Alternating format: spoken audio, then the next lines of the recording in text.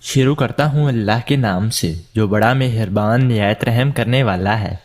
دنیا کے بڑے سے بڑے مسائل کا حل ان ٹوٹکوں میں۔ برف کے پانی میں کپڑا بھگو کر آنکھوں پر رکھنے سے آنکھیں کمزور نہیں ہوتی۔ نیم گرم پانی میں نمک ملا کر غرارے کرنے سے دانت کے درد میں آرام ملتا ہے۔ اجوائن اور تل ملا کر کھانے سے بار بار پیشاب آنا بند ہو جاتا ہے۔ لونگ کو منہ میں رکھنے سے بلغم آسانی سے نکل جاتا ہے۔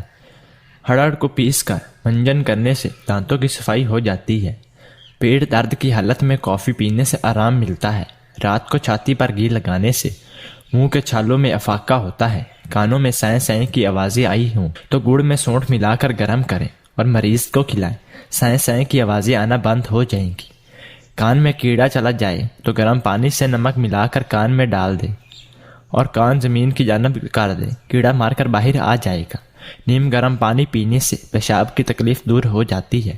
دمہ کے مرض میں انگور اور کھجور کھانا فائدہ مند ہے۔